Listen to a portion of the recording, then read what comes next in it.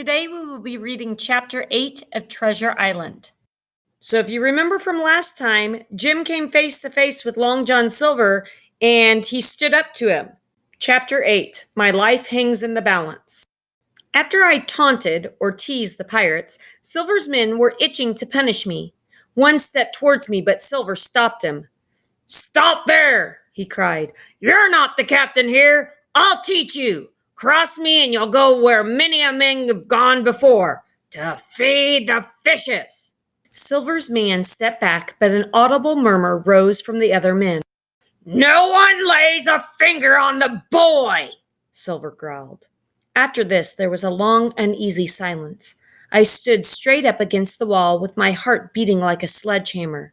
Silver leaned back against the wall, with his arms crossed and his pipe in the corner of his mouth, as calm as could be, but he kept one eye on his unruly followers. The other pirates drew together at the far end of the log house and began to whisper among themselves. One after another, they would look up, but it was not me they were looking at. It was Silver. Eventually, they went outside, leaving Silver and me alone. "Now look here, Hawkins," Silver said in a whisper that was barely audible. "You're within half a plank of death. They're going to try to throw me off, but I'll stand by you through thick and thin. I didn't mean to. No, not till you spoke. But now I see what sort of man you are. You stand by me and I'll stand by you. I'll save your life if I can. But if I do, it's tit for tat, Jim. You've got to help me out if I get into a sticky spot with the squire and your people. You've got to do what you can to save John Silver." I was bewildered. It seemed a hopeless thing he was asking. After all, he had been the ringleader from the beginning. I told him I would do what I could if it should come to that. "Then it's a bargain," he said, still whispering. "I'm on the squire's side from now on, and you and I will stick together." We sat in silence for a few moments, then Silver continued.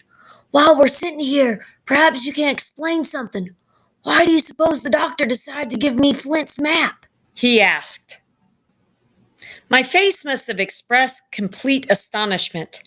I could not imagine why Dr. Livesey would have given Silver the map, and I wondered if he really had.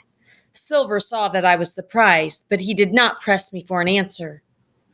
"There's a reason for it, no doubt," he said, shaking his head like a man who expects the worst.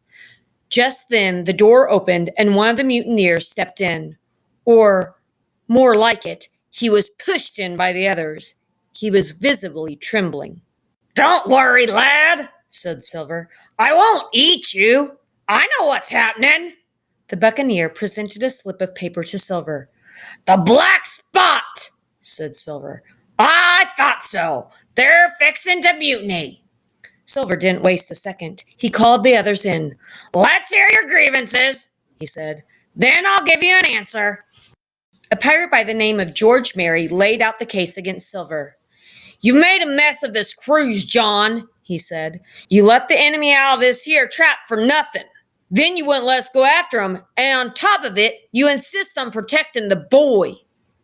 "Is that all?" asked Silver quietly. "I'd say that's enough," retorted Merry. "Well, now, look here," said Silver. "I'll answer these points one after another. I'll answer 'em. I made a mess of this cruise, did I? Y'all know what my plan was, and if we had stuck to it, we'd be aboard the Espanola this night, every man of us alive, and the treasure stowed safely in the hold. Now you have the insolence to stand for captain over me? That sank the lot of us." Silver paused, and I could see by the other men's faces that these words had not been said in vain. "You say this cruise is ruined," Silver continued. "By gum, you're right about that. We're close to being locked up, but there's one thing that may save us yet, and that's this boy. You scurvy dogs want to kill him? What sort of fool plan is that? Much better keep him alive. Maybe you didn't know that there's a rescue boat coming to get these gentlemen, but there is. And when that boat arrives, you'll be glad we have a hostage to bargain with." Silver spat on the ground and went on. And for as why I made a bargain with the squire, well, look here. As he spoke, he pulled the map out of his pocket. Right here's why I done it. I looked and saw that it was the map with the 3 red crosses, the one I had found in the captain's sea chest. Dr. Livesey really had given it to Silver. But why? I could not imagine. The other mutineers were stunned too. They leapt on the map like ravenous beasts. It was passed from hand to hand, one tearing it from another, and by the oaths and the cries and the childish laughter from which they accompanied their examination, you would have thought that they were fingering the gold itself, already loaded safely on the ship. Yes, said one, it's Flint's writing, sure enough. Then there's hope in it yet, exclaimed another. Mighty pretty, said George Mary, but how are we going to get away with the treasure now that the ship's gone? Are we supposed to get away? Silver barked angrily. You ought to tell me, you and the rest that lost me my schooner. But no, you can't. You haven't got the invention of a cockroach. You lost the ship. I found the treasure. Who's the better man? By thunder, I resign. You can elect a new captain if you fancy. I'm done with it. By this point, the men had changed their minds. It was the map that convinced them. Silver, they cried. Silver for captain! John Silver forever! So that's the tune, is it? Said Silver. Well, George, I reckon you'll have to wait another turn. Here, Jim, here's a curiosity for you. He handed me the paper the men had given him. I saw that one side had been blackened with wood ash, while the other displayed the word disposed, which means to remove someone from high office or rank. After this, Silver tied me up and we all went to sleep. Well, all except me, that is. I had trouble sleeping. As I lay in the darkness, I thought of the man I fought that afternoon and my perilous position. Above all, I thought of the remarkable game that Silver was playing, keeping the mutineers together with one hand, while grasping with the other after every way possible and impossible to save his miserable life. He himself slept peacefully and snored loudly, yet my heart was sore for him, wicked as he was, to think of the dangers that surrounded him and the shameful fate that surely awaited him. The next morning, we prepared to set off to find the treasure. During breakfast, Silver ate with Captain Flint on his shoulder and reminded the other men how lucky they were to have him as their leader. Aye, mates, he said, it's lucky you have barbecue to think for you with this here head. Sure enough, they have the ship.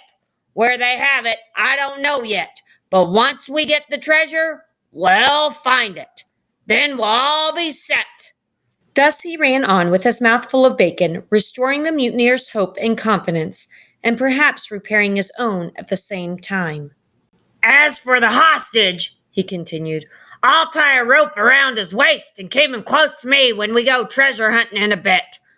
We'll keep him like gold in case we need him later. By the time we set out, all the pirates were armed to the teeth. Silver had 2 guns slung about him, the great cutlass at his waist, and a pistol in each coat pocket. To complete his strange appearance, Captain Flint sat perched upon his shoulder, squawking odds and ends of sea talk. Some of the men carried picks and shovels, while others carried pork, bread, and water for the midday meal. I had a line about my waist and followed after Silver like an obedient puppy.